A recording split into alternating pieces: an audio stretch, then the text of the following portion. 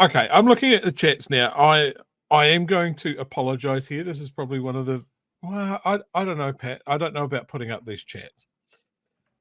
Because there has been a conversation going on in the chat about housing waiting lists and the preference for supporting families with children over other people. The comments are real close to advocating for eugenics almost. Yeah.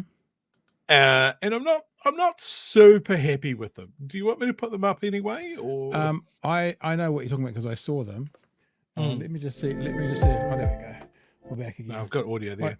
My computer just went. I think it's okay to put them up. I think the point that being the underlying point is actually okay, because the underlying point that the person is making is as a single person, they're at the back of the queue for all the help from the government now. And why should kids come first? And the answer is because they're more vulnerable.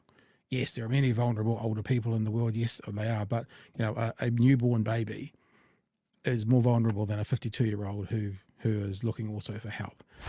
But look, Chewy, I don't mind if you put those chats up or not. I mean, let me just say this: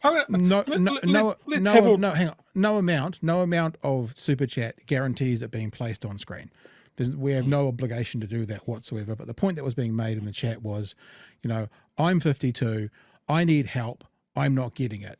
You know what? That's a fine conversation. I didn't see any of the eugenics you're talking about, so maybe it got a bit worse than that. But the reality is, yes, there is a pecking order. Yes, the pecking order normally goes with the most vulnerable first, or at least it should do, whether that's a 92-year-old or a 2-year-old. For those of us kind of in the 40 to 60 bracket, typically, unless we have incredibly serious health issues, we're not considered the most vulnerable because we're not the most vulnerable. So sometimes, sometimes it sucks. But that's the reality. And I guess from being within that position for someone who's 52 and in that position, it sucks more and more and more. Anecdotal evidence always has empathy and always feels so red and raw. And the data is quite cold. Anecdotal evidence is your story to you. And I think telling your story to other people, it's real, it's raw, it's hard.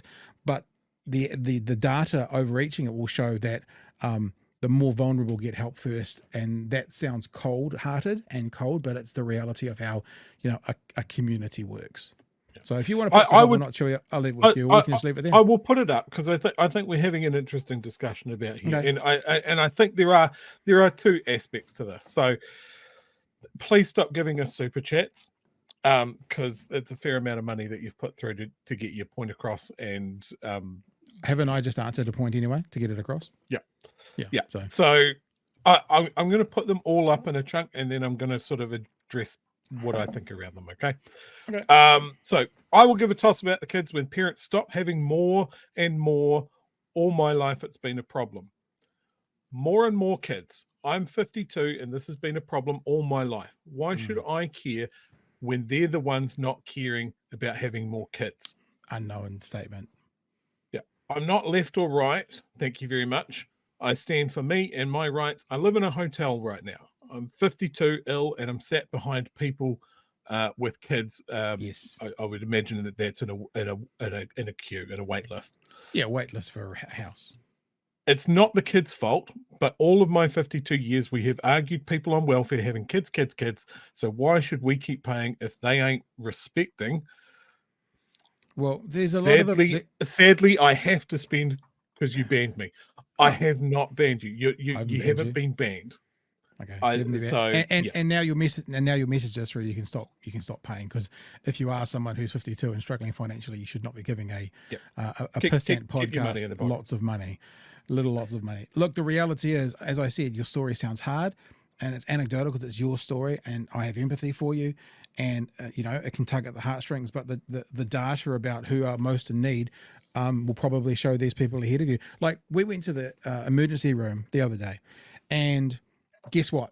We got in and had to wait 4 or 5 hours because cases came in after us that were more urgent, and so they went in front of us. Sucked for us having to wait longer, but that's the situation. So here's my view on a couple of these things. This narrative of people on benefit having kids, that has been a classic trope for years in many capitalist societies. The idea of Reagan coming up and talking about welfare queens and all of that that sort of thing.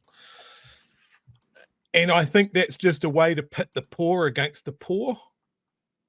Like this situation, like we've talked a lot on this show of whether it's the kid's fault or not, and it doesn't matter, because unless we want to create just a pure underclass of people that are doomed right from conception through to when they die, that's how we do it.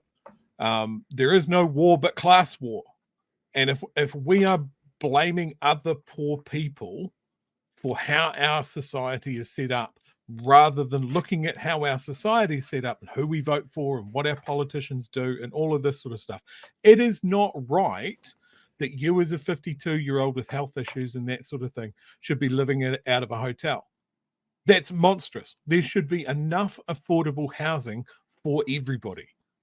Okay? And we have shot ourselves in the foot there, because we have incentivized hoarding houses as the only way to get ahead.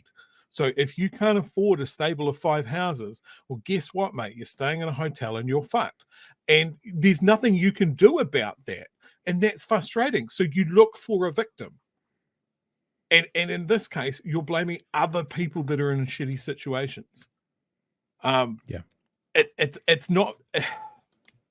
It's not necessarily fair. It's not necessarily right. It doesn't help you out in any way, shape, or form. Yeah. But I think we need to fix housing. Housing is a basic human right. I worry about my own parents paying market rents now that they're retired, and they're just going to piss all of their money away.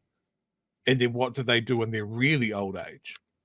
And I worry about that for myself, because of the society that we have created, where we have incentivized hoarding houses.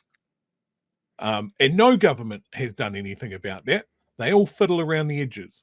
They've disincentivized councils from spending money on social housing.